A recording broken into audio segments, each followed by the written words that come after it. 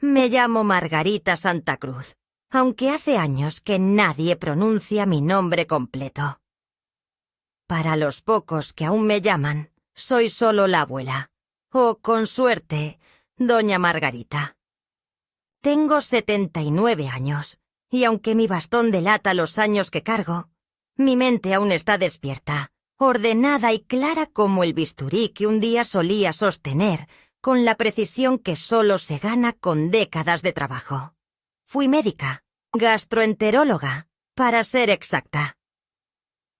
Fundé, junto a un compañero querido, una pequeña clínica que creció más allá de lo que alguno de los dos pudo haber imaginado.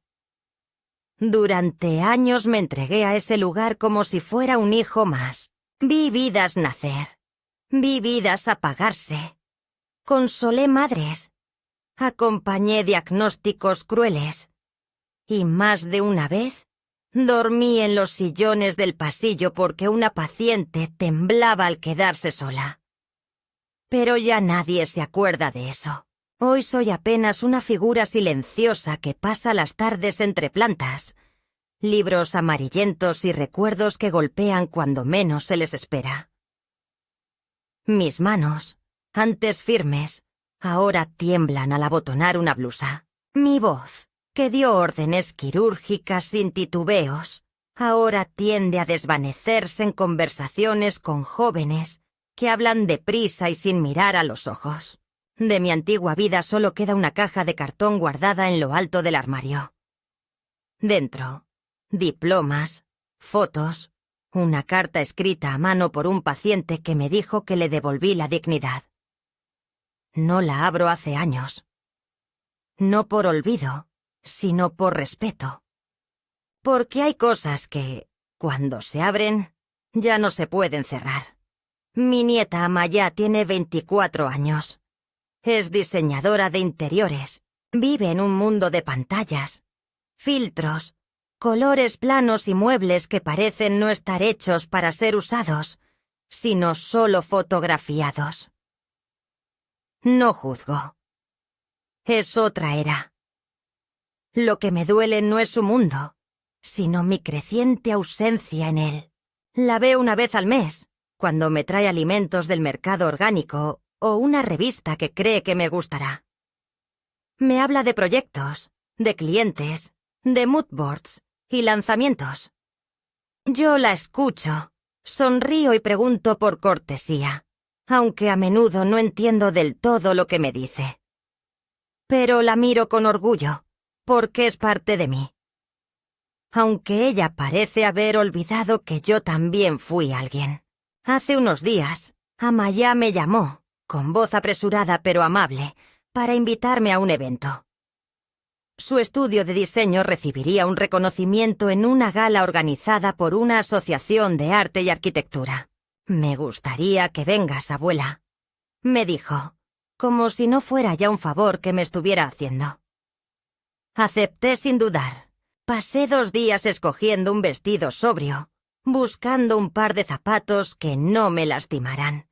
Y hasta fui a la peluquería del barrio para que me arreglaran el pelo. Me sentí nerviosa, ilusionada. Hacía años que no asistía a un evento. Quizás era solo una excusa para verme, pensé. Quizás, por fin, me presentaría como algo más que mi abuela que vive sola. El día llegó. Amaya pasó a buscarme en su auto nuevo, uno de esos eléctricos silenciosos que parecen flotar sobre el asfalto. Iba impecable. Blusa blanca, pantalón de lino, maquillaje sutil y el cabello recogido en un moño bajo que dejaba ver sus pendientes dorados. Yo llevaba mi vestido azul marino, un broche de plata que había pertenecido a mi madre y una cartera de cuero que conservo desde que me retiré. Durante el trayecto hablamos poco. Ella estaba concentrada en su teléfono, revisando mensajes, corrigiendo detalles de último momento. Yo miraba por la ventana, reconociendo calles que habían cambiado de nombre, edificios que antes no existían, tiendas que habían reemplazado a otras donde yo compraba los útiles de la clínica. Me sentí fuera del tiempo. Pero no fuera de lugar. Porque iba con ella. Porque había sido invitada.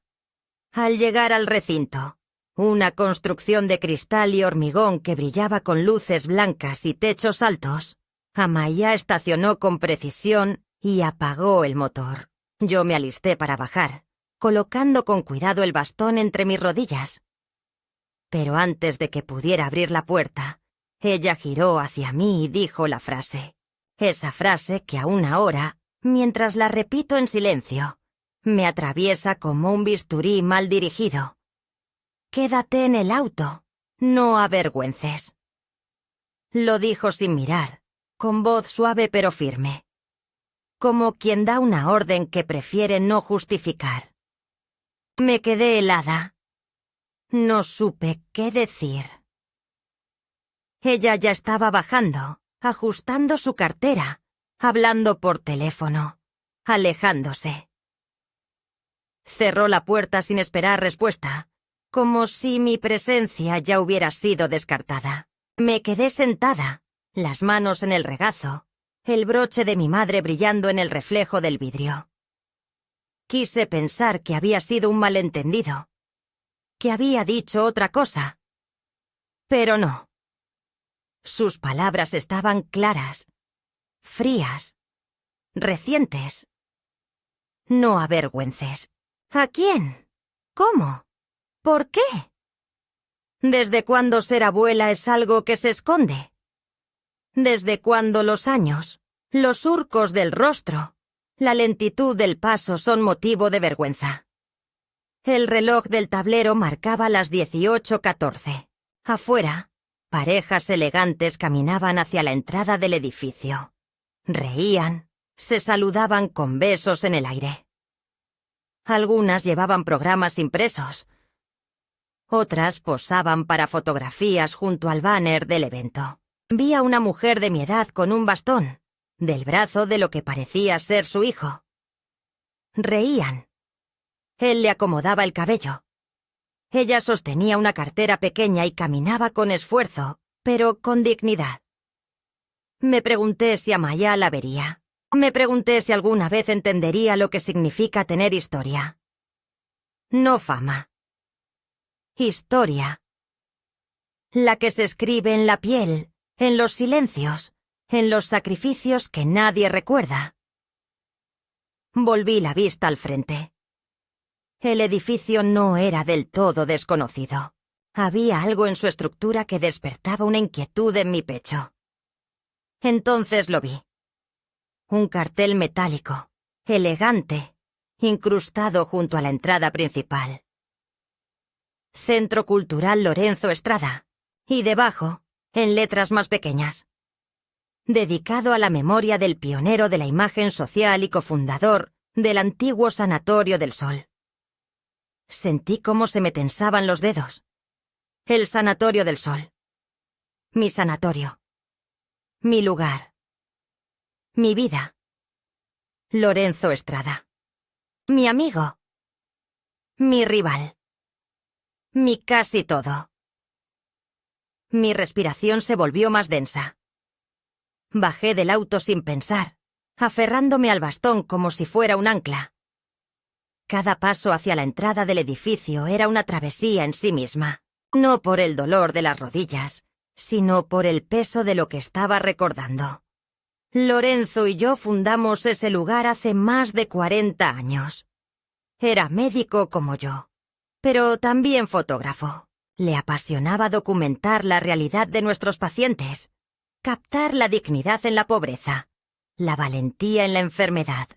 Yo respetaba su mirada, pero sabía que a veces, en su afán por captar la verdad, borraba las fronteras de la ética.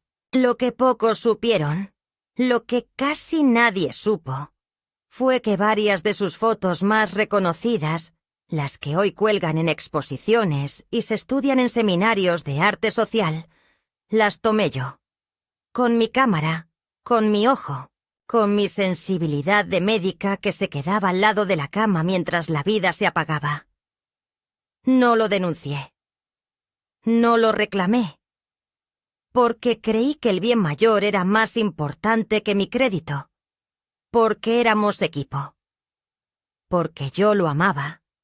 En silencio. Y ahora, después de tantos años, el evento al que fui invitada a medias, el evento al que no debía bajar, al que no debía avergonzar, se celebraba en su nombre. En el edificio que había sido nuestro. En un homenaje construido con verdades a medias. Afuera, el mundo seguía girando. Pero dentro de mí, algo acababa de despertarse. No recuerdo bien cómo atravesé el umbral. Tal vez fue la indignación. Tal vez la memoria misma la que me impulsó. O quizás el simple hecho de no haberme sentido tan viva en años. Pero sé que crucé la puerta con paso firme, más por orgullo que por fuerza.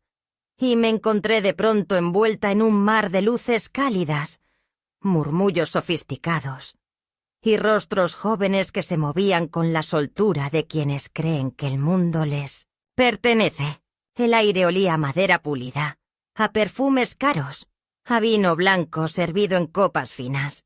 Un grupo de personas conversaba frente a una pantalla donde se proyectaban imágenes en blanco y negro.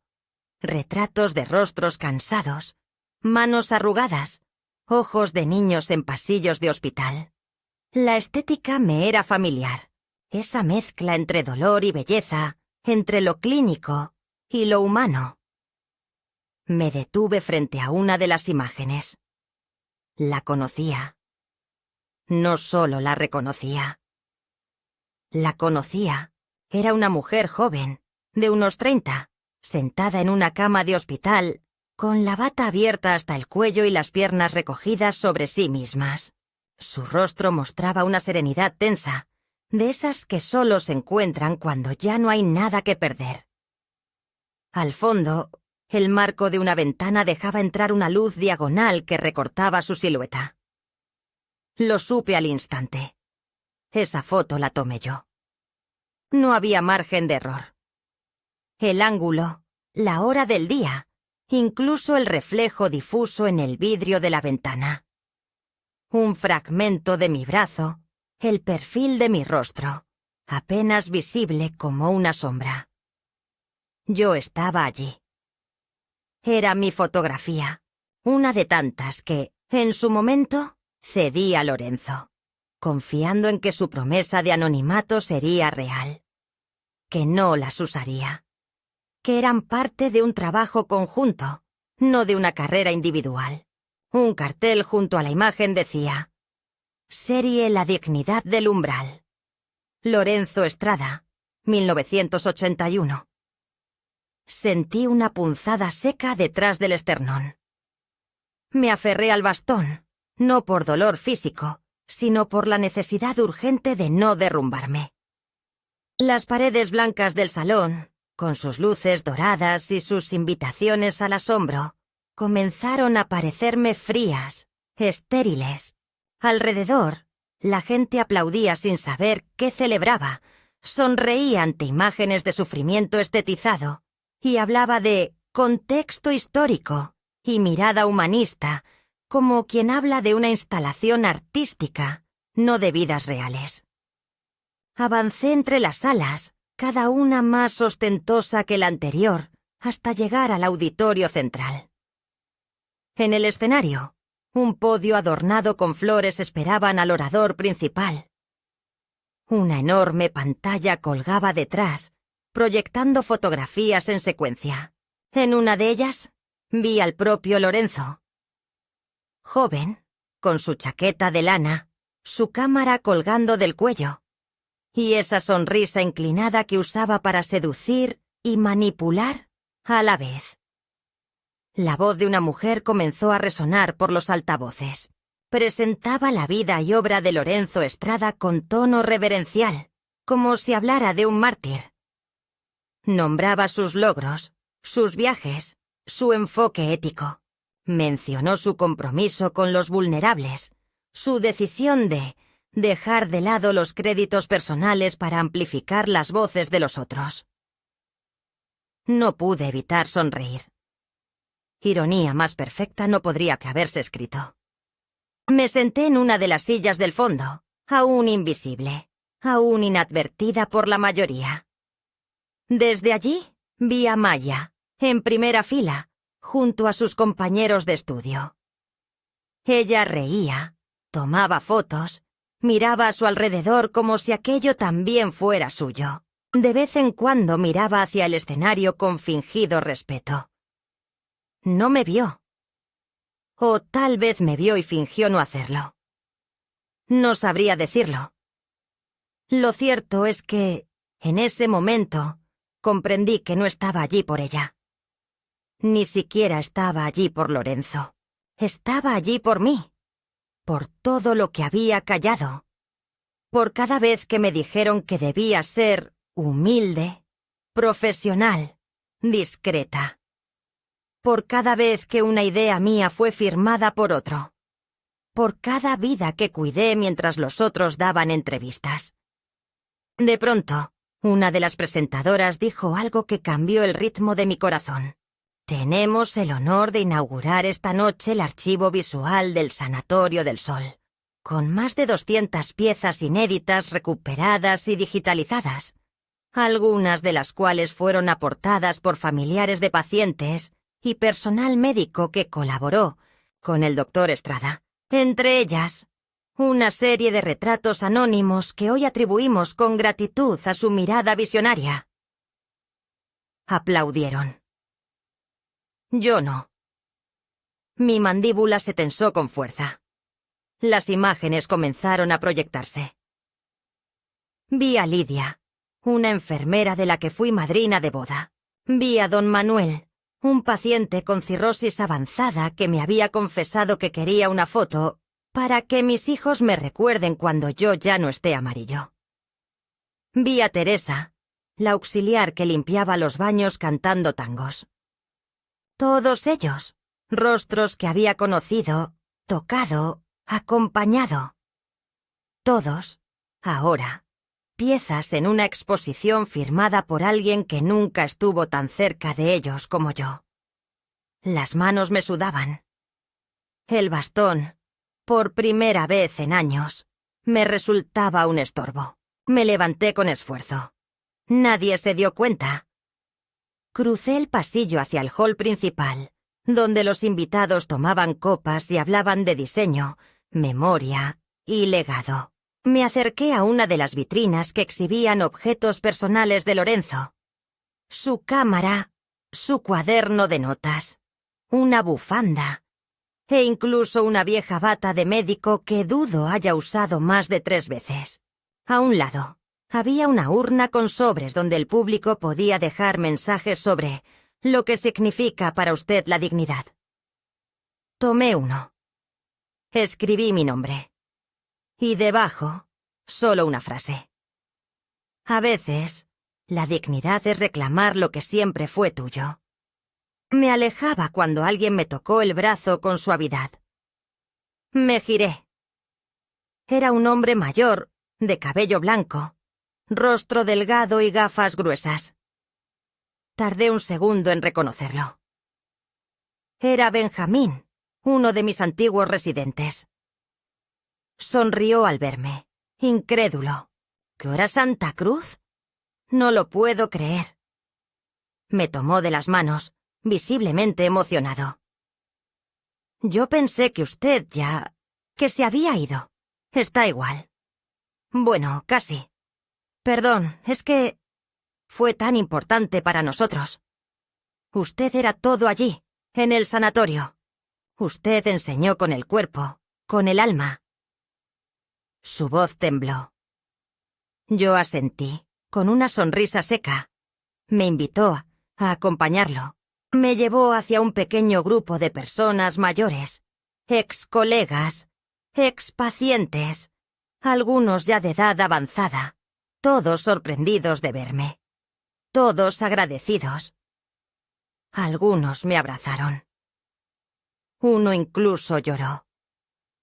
Me sentí, por un momento, en casa, no porque fueran familia, sino porque aún recordaban, porque sabían, porque, para ellos, Yo nunca fui invisible. Entonces, en un momento breve pero contundente, se abrió una puerta lateral del salón, y desde allí, en silencio, Amaya apareció. Nos miramos.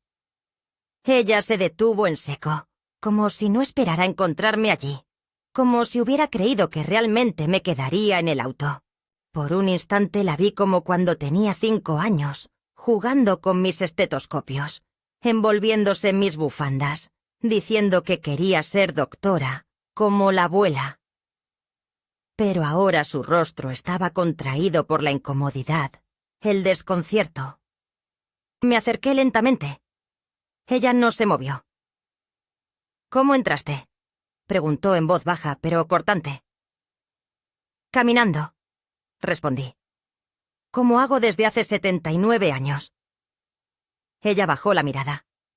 No dijo nada más. Yo tampoco. No era el momento. No allí. No frente a una historia que acababa de cambiar para siempre. No me moví de su lado durante varios segundos. El silencio entre nosotras fue denso, no por la falta de palabras, sino por la acumulación de todas las que nunca dijimos. Amaya evitaba mirarme a los ojos, como si en ellos pudiera leer todo lo que su voz no se atrevía a confesar. Su mandíbula estaba tensa. Sus dedos se entrelazaban con nerviosismo frente a su cintura, como si buscara con ese gesto infantil aferrarse a una versión más simple de sí misma, una en la que aún era capaz de confiar en mi voz para dormir o en mis manos para curar una rodilla raspada. No dije nada. No porque no tuviera que decir, sino porque había aprendido, con años, con derrotas, que el silencio, cuando se sostiene con dignidad, puede ser más contundente que cualquier reproche. Me alejé de ella con lentitud, dejando que el peso de mi bastón marcara el ritmo de cada paso. No necesitaba dramatismo. Bastaba con estar presente. Bastaba con no haber obedecido. La herida no era solo su frase ni el acto de haberme dejado en el auto como si fuera un abrigo olvidado. Era todo lo que ese gesto implicaba. La vergüenza, la voluntad de borrar, el deseo, tan propio de esta generación, de pulir su mundo hasta que todo encaje en una estética armónica, sin arrugas, sin pausas, sin memoria. Para Amaya, mi cuerpo ya no era parte del paisaje que quería construir, ni mi historia un relato que le sumara valor. Y sin embargo, ahí estaba yo, testigo involuntaria de una ceremonia que celebraba una mentira. Una narrativa cuidadosamente pulida que comenzaba a agrietarse con mi sola presencia. Recorrí el salón sin prisa.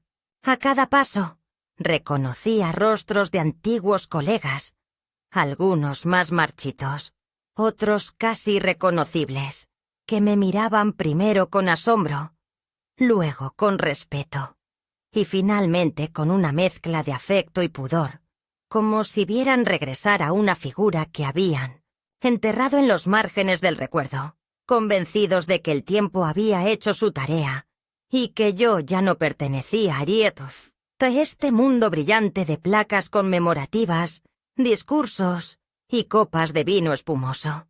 Algunos se acercaron. Uno me abrazó con torpeza, como si no supiera si tenía derecho a tocarme. Me llamaron Doctora Santa Cruz, ese título que hacía años no escuchaba con sinceridad y que ahora sonaba como un eco tibio de otra vida. Yo les respondía con una sonrisa discreta, con frases breves pero firmes, con la compostura de quien ha aprendido que el valor propio no depende del ruido que se haga a su alrededor, sino del silencio que se es capaz de sostener sin romperse. Fue Benjamín quien, con más coraje o más vergüenza que los otros, me llevó hacia una sala adyacente donde se exhibía una muestra más íntima. Una serie de fotografías tomadas dentro del antiguo sanatorio, ampliadas con esmero, enmarcadas con vidrio, antirreflejo y acompañadas de textos curatoriales. Allí estaban mis imágenes, mis pacientes, mis pasillos, incluso una fotografía mía, tomada sin mi permiso, en la que aparecía de perfil, sentada frente a una historia clínica, con el ceño fruncido, concentrada en lo que sin duda debía ser el diagnóstico de una hepatitis complicada. El cartel al pie de esa imagen decía: asistente anónima del doctor Estrada, circa 1980.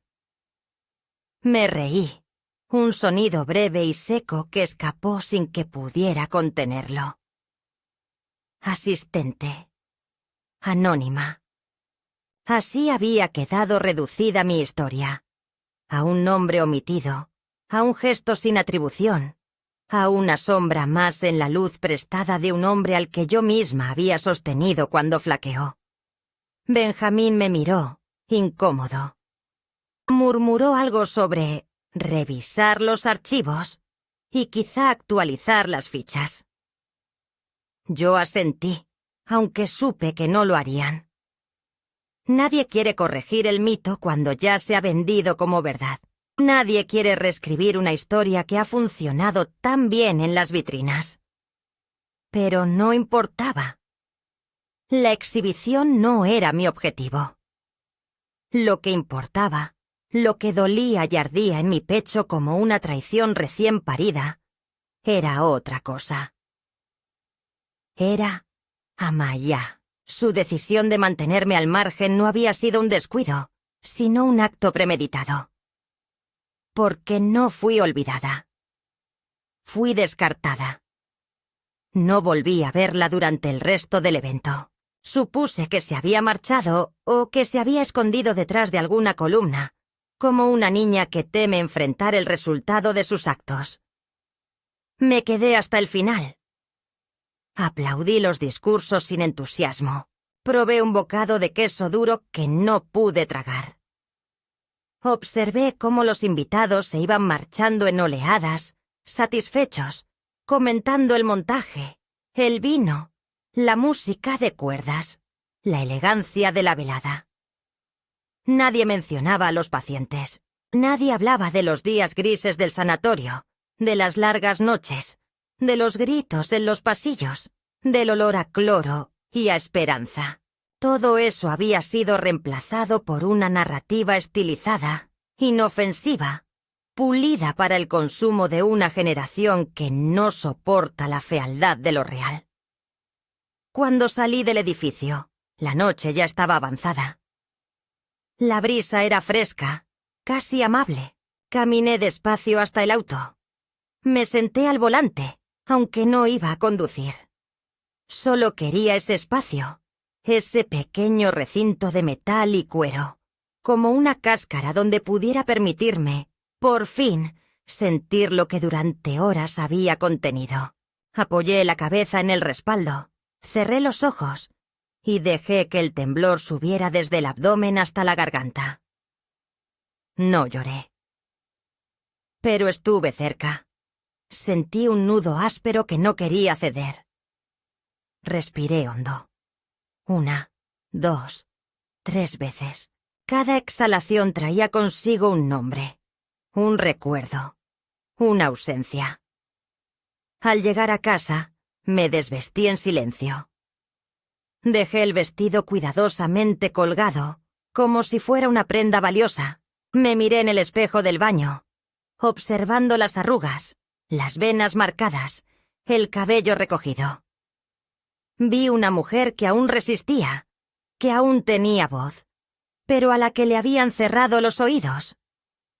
Preparé un té. Me senté en mi sillón preferido, el mismo en el que mi esposo me leía fragmentos de libros médicos cuando yo estudiaba de noche.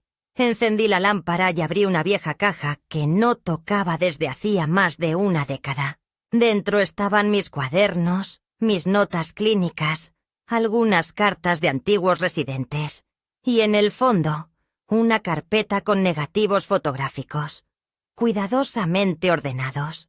Comencé a revisarlos, uno por uno. Las imágenes volvían a mí con nitidez, como si las hubiera tomado ayer. Cada rostro tenía nombre. Cada herida, Una historia. Al día siguiente, fui a una copistería del centro.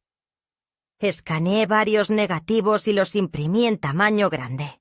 Aún recordaba cómo se hacía. Aún podía. Luego escribí una carta. Breve, directa. Iba dirigida al director del centro cultural que había organizado el evento. En ella no pedía reparaciones ni reconocimientos. Solo expresaba con claridad que esas imágenes no eran de Lorenzo. Que eran mías. Que tenía las pruebas, los originales, las fechas, los testimonios. Y que, si alguien quería seguir hablando de dignidad, quizás era hora de comenzar por la verdad. Pegué una copia de la carta en cada una de las fotos que imprimí. Las enmarqué. Luego llamé a una exalumna mía, que ahora dirigía un pequeño espacio de arte barrial. Le propuse una exposición.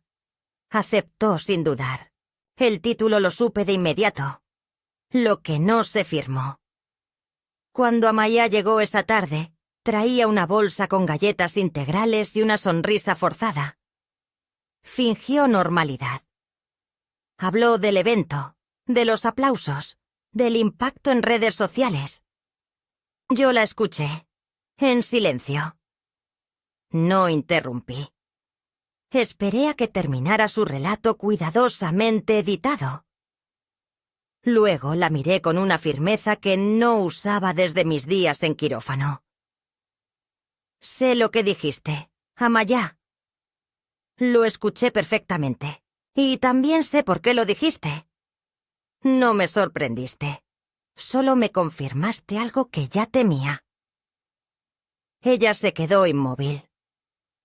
Su sonrisa cayó. Las galletas quedaron olvidadas sobre la mesa. Abuela, yo solo quería que todo saliera bien, que no se desentonara. ¿Y yo desentono? Pregunté sin levantar la voz. ¿Mis años desentonan? ¿Mi piel? ¿Mi historia? Ella bajó la mirada. No respondió. Te crié con respeto, con libros, con tiempo. Fuiste la niña más amada del mundo. No te hice falta en un auto. Te hice falta en tu vida. Pero si no estás lista para eso, no pasa nada. Yo sí lo estoy. No hubo gritos. No hubo reproches. Solo la certeza de una grieta que ya no podía ocultarse. Esa noche dormí por primera vez en mucho tiempo sin el peso del silencio. Al amanecer, la luz entraba por las rendijas de la persiana con la delicadeza de quien no quiere perturbar, apenas filtrándose en líneas angostas que delineaban los objetos de mi sala con un trazo de oro polvoriento. Me desperté sin alarma, sin sobresalto, como si mi cuerpo hubiera decidido por sí solo que era hora de ponerse en pie. Sentía una extraña ligereza, una calma que no era ausencia de emociones, sino un orden nuevo. Una reubicación interna que daba lugar al silencio sin hacerlo pesar. Me levanté. Me serví café sin azúcar, como siempre. Y me senté en la mesa con la carpeta de negativos abierta frente a mí, como si fueran cartas de un mazo antiguo que revelaba un destino que había olvidado consultar. Había pasado la noche repasando cada imagen, no con nostalgia, sino con precisión quirúrgica. Recordaba los nombres, los diagnósticos, los días exactos, las conversaciones antes y después del clic. Sabía en qué mes se había tomado cada fotografía por la luz que entraba en la ventana, por el tipo de mantas en las camas, por las hojas caídas que se veían a través del vidrio. No eran solo fotos, eran documentos, eran pruebas, no de una traición, sino de una verdad suprimida por comodidad, por ego, o quizás por simple negligencia. En cualquier caso, eran mías, y ahora, tras tantos años de renuncia, de discreción enseñada, de espera resignada, Había llegado el momento de reclamarlas, no como un acto de revancha, sino como un gesto de restitución hacia mí misma. Antes del mediodía, me vestí con una blusa clara, un pantalón de lino y mis zapatos ortopédicos. No tenía intenciones de parecer más joven ni de disimular mis 80 casi cumplidos. Lo único que quería era caminar con mi edad a la vista, como una bandera que no pedía permiso. Tomé una carpeta con impresiones recientes de las fotos, una hoja con fechas y notas escritas a mano, y salí hacia la oficina del Centro Cultural, donde se había celebrado el homenaje a Lorenzo. El edificio, tan imponente 2 días atrás, ahora me parecía más pequeño. Quizás porque yo ya no era la misma. La recepcionista me miró con algo entre sorpresa y desconfianza. Le pedí hablar con la directora. Me dijo que estaba ocupada. Le respondí que podía esperar. Me ofrecieron una silla. No la tomé. Me quedé de pie. 27 minutos después, una mujer de unos 50, con gafas rectangulares y un aire eficiente, se presentó ante mí con una sonrisa vacía. Le extendí la carpeta sin más palabras. La abrió con curiosidad. Miró las fotos, las anotaciones. Sus ojos se ensancharon al comprender qué estaba viendo. ¿Usted tomó estas fotografías?, preguntó, como si dudara aún. No todas, respondí. Solo las que firmaron como de Lorenzo y en las que aparece mi sombra. Ella pasó las páginas, se detuvo en una, levantó la vista. «Esto es grave». «No», corregí. «Esto es historia». Y la historia mal contada también enferma. Me invitó a su despacho. Nos sentamos. Le relaté sin aspavientos mi relación con el sanatorio, con Lorenzo, con el archivo. No omití el afecto, ni el respeto, ni la decepción. Le hablé de mis años en silencio, de mi rol invisibilizado, de las imágenes cedidas con ingenuidad. Ella escuchó sin interrumpir. Cuando terminé, dijo que consultarían al comité, que revisarían el archivo, que lamentaban la omisión. Lo dijo en voz baja, como quien no quiere asumir la magnitud de lo que se le ha revelado. Le dejé copias de todo y me retiré. No necesitaba su promesa. Ya había hecho lo que debía. Esa tarde, recibí una llamada. Era un joven periodista cultural. Había oído hablar de mi visita al centro, de mis fotografías, de la historia detrás del archivo Lorenzo Estrada. Me preguntó si podía entrevistarme. Dudé unos segundos. Luego acepté. Pero con una condición. No quería ser convertida en símbolo. Ni mártir, ni redescubrimiento tardío. Solo quería ser escuchada como una mujer que tenía algo que decir y demasiado tiempo callado. Aceptó. Nos encontramos en una cafetería tranquila del barrio. Grabó la conversación con su celular. Me hizo preguntas inteligentes, pausadas. Me dejó hablar. No buscaba titulares, buscaba entender. Le hablé de la medicina como arte, de la fotografía como acto ético, del silencio como jaula. Le conté cómo una mujer de mi generación había aprendido que primero estaba el deber, luego el deber, y finalmente el deber. Y que solo al final, si quedaba espacio, venía uno misma. Le hablé de mis noches de guardia, de mis dudas, de mis errores. No quise glorificar nada. Quise mostrar la complejidad. Porque la dignidad no está en la perfección, sino en la manera en que se sostiene la fragilidad sin rendirse. La nota fue publicada 2 días después. No en la portada, pero sí en un lugar visible. El título era sobrio: La doctora que estuvo detrás del lente. La nota se viralizó más de lo que yo esperaba. Me llamaron colegas, antiguos alumnos, incluso pacientes. Algunos me enviaron mensajes que me hicieron llorar. No por el elogio, sino por el recuerdo. Me devolvieron por un momento a una versión de mí misma que no había muerto, solo estaba dormida. Entre esos mensajes, uno me sorprendió más que todos. Era de Amayá. Un mensaje de texto. Escueto, tembloroso. Decía: «Abuela, lo leí. No sé qué decir. No sé. ¿Podemos hablar?». Tardé un día en responderle. Le dije que sí. Que viniera. Cuando llegó, venía sin maquillaje, con el rostro apagado y los ojos rojos. Me abrazó sin hablar. Yo no la rechacé. No respondí con el mismo ímpetu, pero tampoco me retiré.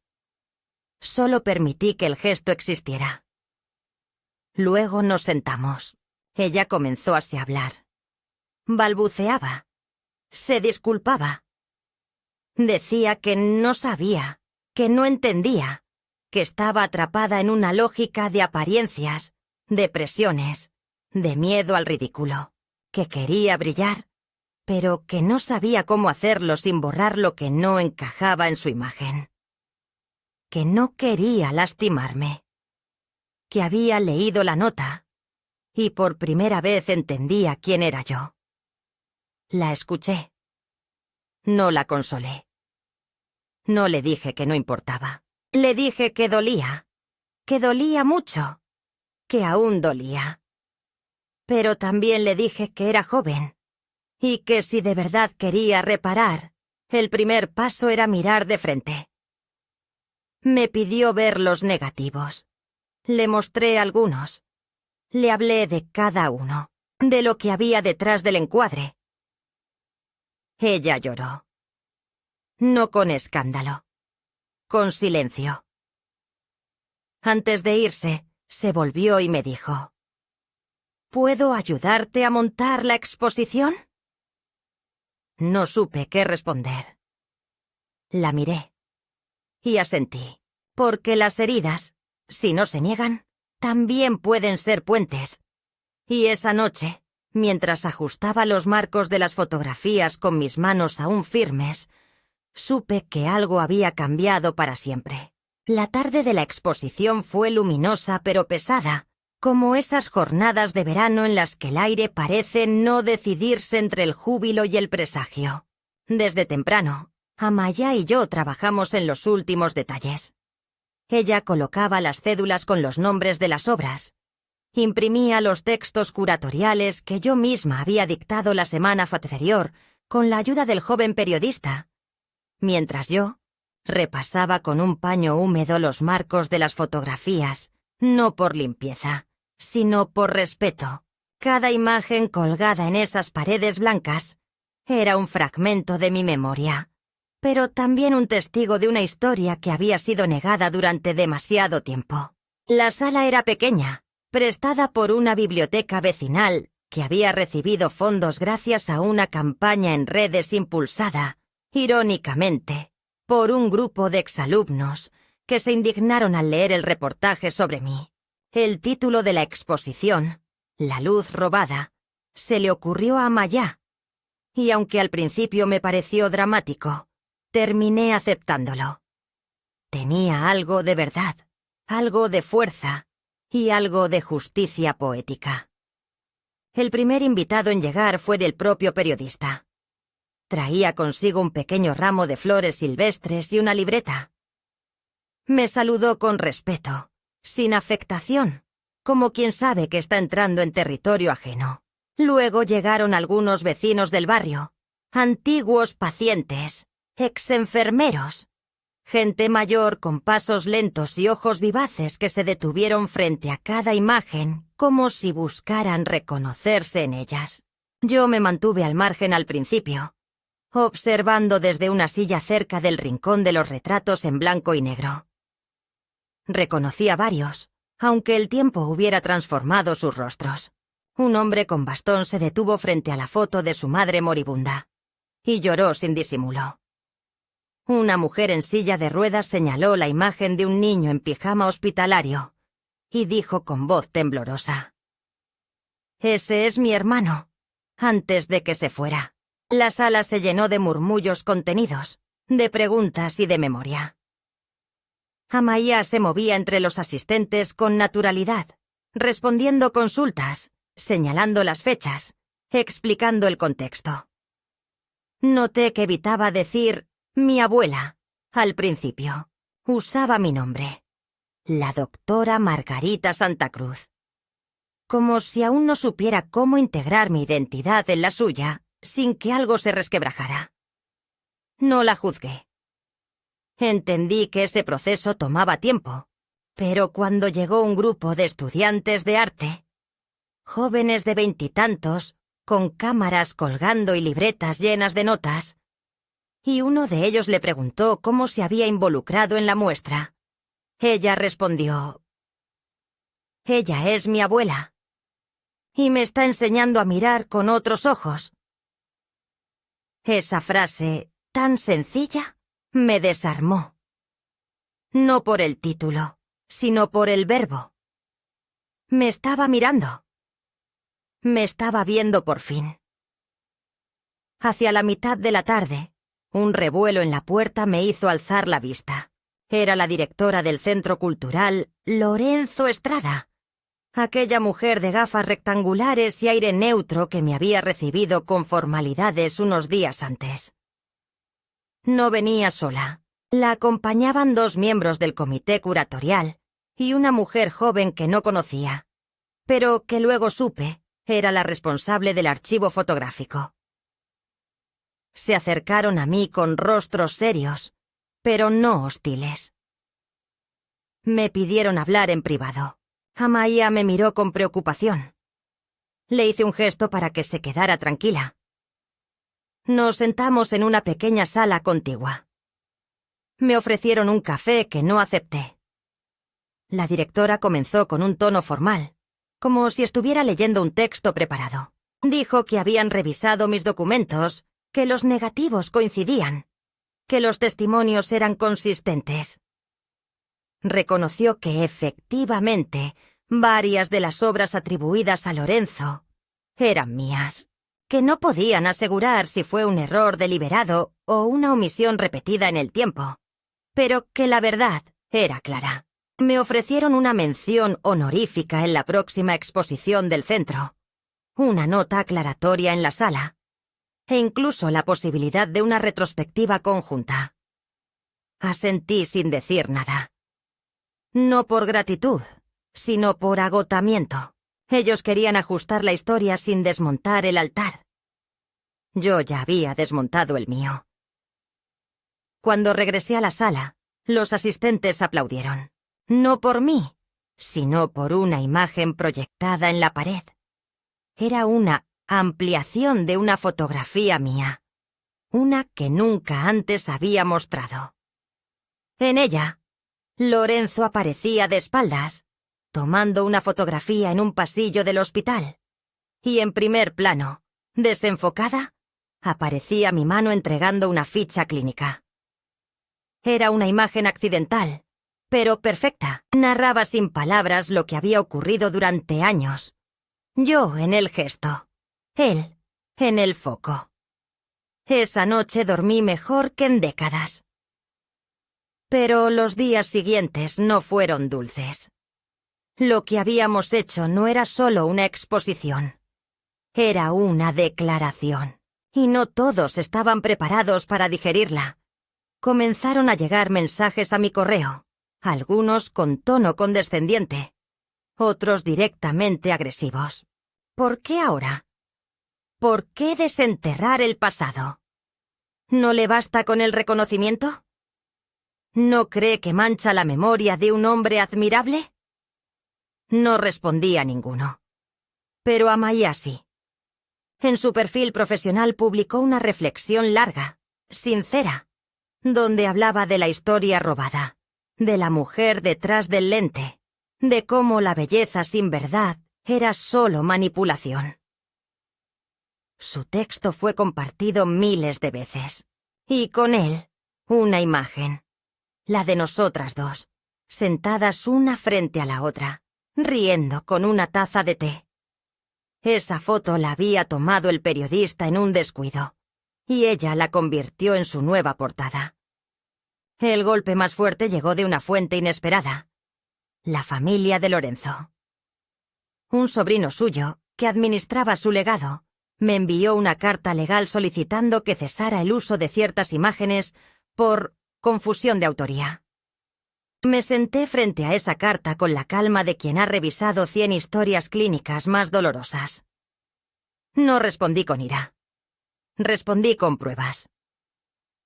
Mi abogado, un viejo amigo de los tiempos de la clínica, redactó una respuesta precisa, contundente. Luego nos reunimos con representantes del Archivo Nacional y, tras revisar los negativos, sellaron mi autoría en los registros oficiales. Ya no podían borrarme.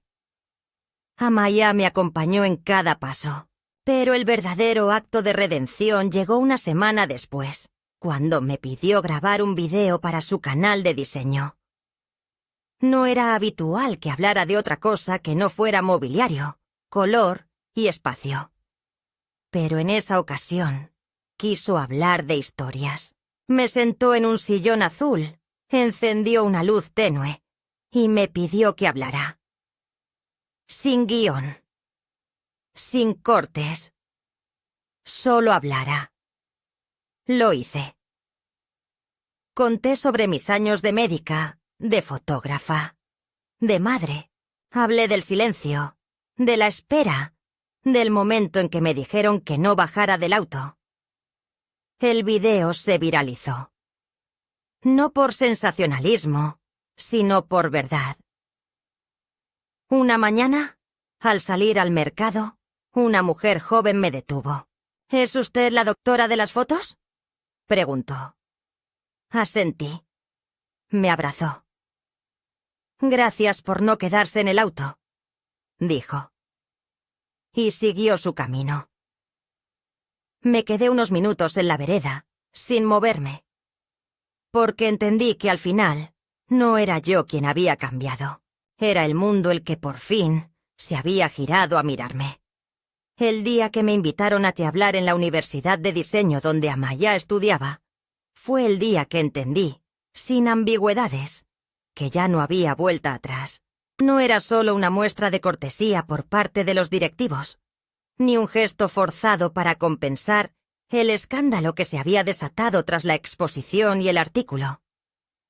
Era una invitación legítima, nacida del interés auténtico de los alumnos por conocer la historia detrás de las imágenes que, según decían, les había abierto los ojos sobre lo invisible. Me costó decidirme. Parte de mí quería rechazar, seguir en silencio, dejar que las fotografías hablaran por sí solas.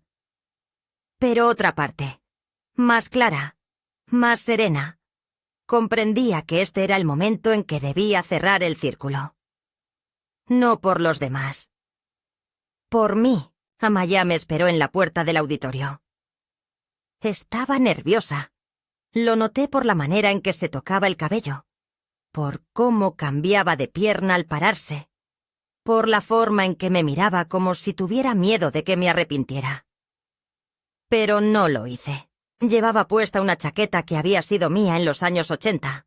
Una de esas prendas que conservo porque me recuerdan que alguna vez fui joven, y valiente, y testaruda. Ella la había rescatado del armario sin decir nada, y ahora la llevaba con orgullo. Cuando entramos, el auditorio estaba lleno. No solo alumnos, profesores, periodistas, incluso algunos curadores de museos. Vi a la directora del Centro Cultural entre ellos. A algunos les devolví la mirada. A otros no. El micrófono estaba preparado. La luz, cálida. Me senté en una silla de madera con respaldo recto, como las que usábamos en la antigua clínica para las sesiones educativas. No llevé papeles. No llevé apuntes. Solo mi voz. Comencé con una anécdota sencilla. La historia de cómo tomé la primera fotografía en el sanatorio con una cámara prestada que apenas sabía usar, solo porque una paciente me lo pidió para poder enviarle a su madre una imagen suya, para que supiera que estaba viva. Hablé del pudor, de la dignidad, de la forma en que el lente podía honrar o traicionar. Les conté que muchas veces, al tomar esas imágenes, me sentía entre dos fuegos, el deseo de mostrar y la necesidad de proteger. Porque no todo dolor debía exhibirse, porque algunas verdades, para ser comprendidas, debían ser vistas con los ojos cerrados. Luego hablé de Lorenzo, sin odio, sin juicio, solo verdad. Dije que fue un gran fotógrafo, sí, pero también un hombre con miedo, que eligió el camino fácil cuando pudo haber caminado conmigo, que tomó mis imágenes como propias no por maldad, sino porque la época, la sociedad y quizás su ego le dijeron que podía, que no pasaría nada. Y durante décadas no pasó, hasta que yo decidí que sí pasaría, hasta que decidí que una historia incompleta es una herida abierta. Mientras hablaba, vi rostros que se iluminaban, que asentían, que dudaban. No buscaba convencerlos. Solo quería que entendieran lo que significa ser borrada, no desde el desprecio, sino desde la indiferencia. Porque eso es lo que más duele. No el rechazo explícito, sino la omisión sistemática, la suavidad con la que se excluye a alguien del relato para que todo encaje mejor. Les dije que el olvido es una forma de violencia y que la memoria es, a veces, el único acto de justicia posible. Cuando terminé, hubo un silencio largo, de esos que no incomodan. Luego, los aplausos. No efusivos. Profundos. Honestos.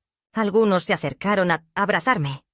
Otros, solo a darme las gracias. Amaya tenía los ojos húmedos. No dijo nada. Pero me tomó de la mano y no la soltó en todo el camino de regreso. Creí que ese sería el final. Una especie de cierre digno.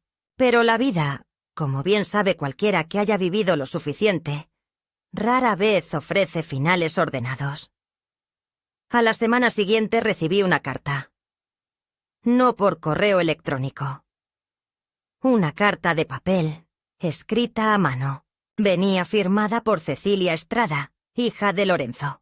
En ella me decía que había leído todo, que había asistido en silencio a mi exposición, que había visto mi entrevista y que después de muchas dudas y conversaciones con su familia, quería devolverme una serie de objetos personales de su padre, que creía me pertenecían por derecho. Me ofrecía encontrarnos. Nos citamos en un café discreto, lejos del centro. Cuando llegó, llevaba una caja de madera entre las manos. Me saludó con respeto, con una mezcla de pena y reconocimiento que solo puede darse entre mujeres que han compartido a un hombre, aunque de distintas formas. Me dijo que su padre, en los últimos años de su vida, hablaba de mí con frecuencia, que decía que yo era el verdadero ojo detrás de muchas de sus mejores imágenes, que a veces se quedaba mirando viejos negativos sin decir nada. Me entregó la caja sin ceremonia. Dentro había cartas, una libreta con anotaciones, algunas de mi puño y letra, y una fotografía que no recordaba haber visto jamás. En ella aparecíamos Lorenzo y yo, en la sala del sanatorio, él con su cámara en mano, yo riendo mientras sostenía una ficha clínica. Alguien más nos había capturado. Algún paciente, quizá. Era una imagen sencilla, borrosa, pero en ella había algo profundamente cierto. Allí estábamos los dos, en colaboración, en trabajo conjunto, en una historia que fue compartida antes de ser silenciada. Cecilia me pidió perdón. No por su padre, por ella. Por haber creído durante años una historia sin preguntarse quién la sostenía. Yo la abracé. No como símbolo, como mujer que entiende el peso de las historias heredadas. Y ese día, por primera vez en mucho tiempo, sentí que la herida ya no sangraba. La culminación no fue un acto de venganza, ni una reivindicación ampulosa. Fue una sala llena escuchando. Una carta escrita a mano. Una caja de madera. Un gesto de reconocimiento que no cambió el pasado, pero sí su significado. Y esa noche, al mirarme al espejo, no vi a la anciana que todos ven cuando camino por la calle. Vi a la mujer que nunca dejó de ser. Vi a Margarita Santa Cruz, y por fin supe que había regresado a casa. A su historia. Los días posteriores transcurrieron con una calma inesperada, como si el mundo, después de tanto ruido, por fin hubiera encontrado el volumen justo. Ya no había mensajes apremiantes, ni correos colmados de peticiones, ni llamadas urgentes de periodistas queriendo una declaración más. La exposición seguía abierta, sí, y algunos visitantes aún dejaban notas en la caja de comentarios. Pequeños papeles con palabras de agradecimiento, recuerdos personales, hasta poemas. Pero yo me mantuve al margen, como quien observa desde la orilla, un río que ya no necesita cruzar, no por desinterés, sino porque entendí que había hecho lo necesario. Que la historia ya no dependía de mí para existir. Que, por primera vez, podía descansar en sí misma sin pedir permiso. Pasé más tiempo en casa. Retomé algunos hábitos que había abandonado sin darme cuenta. Regar las plantas en silencio al amanecer, ordenar los estantes por color, escuchar la radio por las tardes mientras tejía algo que tal vez nadie usaría, pero que me reconectaba con una forma de estar en el mundo que no exige explicación. Mis noches eran tranquilas. Dormía bien. Y cuando no, cuando el sueño se escapaba como agua entre los dedos, simplemente me sentaba en la mecedora del balcón y miraba la ciudad dormir. Ya no me angustiaban las sombras largas ni el tic-tac insistente del reloj de pared. Había aprendido a convivir con lo que no se puede cambiar. Amaya venía con más frecuencia, a veces con galletas que horneaba ella misma, otras con cuadernos llenos de ideas para nuevos proyectos.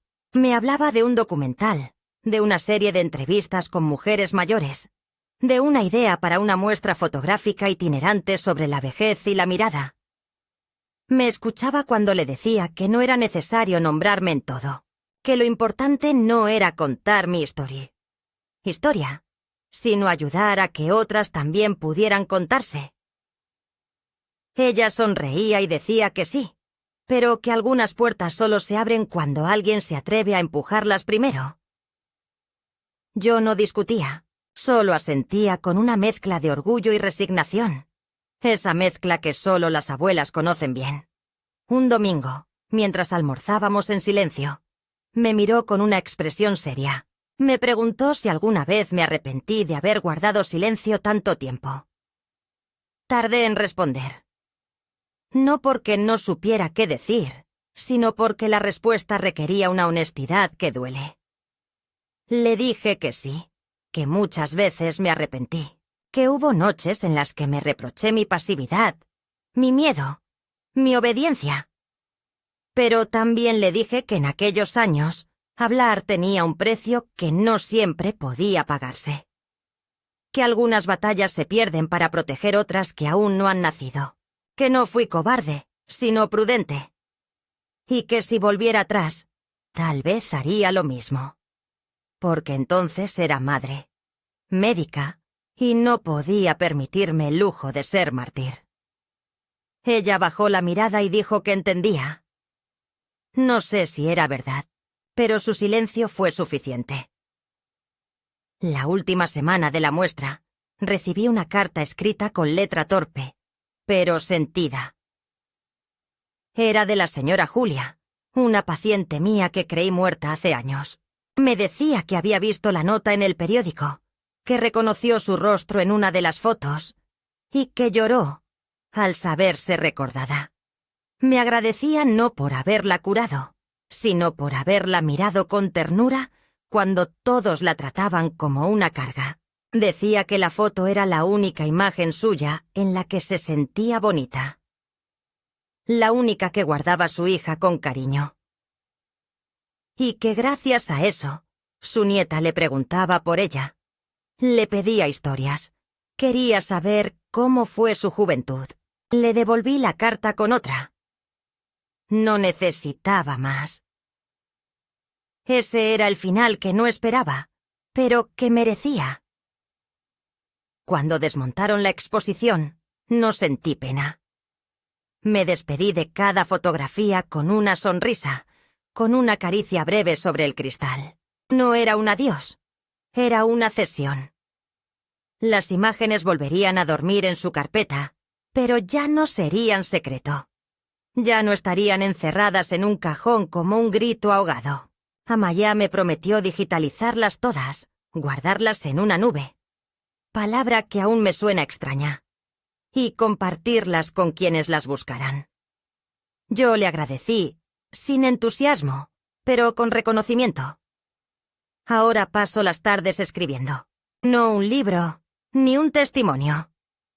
Solo pensamientos, cartas sin destinatario, frases sueltas. No para publicarlas, sino para no olvidar. Porque he comprendido que la memoria, cuando se escribe, no envejece. Solo se transforma. A veces me cruzo con personas que me sonríen en la calle, que me saludan con respeto, que me dicen, gracias por lo que hizo. Yo les devuelvo la sonrisa y sigo caminando. Ya no necesito explicar nada. Ya no me duele ser la señora mayor que camina despacio. Porque debajo de esta piel, de este bastón, de este andar cansado, hay una historia que fue dicha. Y eso basta. La vida no cambió de forma espectacular. No recuperé años perdidos ni reconstruí relaciones rotas. No hubo un final de película con reconciliaciones perfectas, ni discursos emotivos. Solo hubo verdad. Y con ella, paz. Una paz discreta, humilde, como una luz que permanece encendida en la ventana, por si alguien, algún día, decide volver. Y si alguna vez alguien me pregunta cómo empezó todo, le diré la frase sin rencor, con una sonrisa tranquila. Me dijeron que no bajara del auto, y bajé.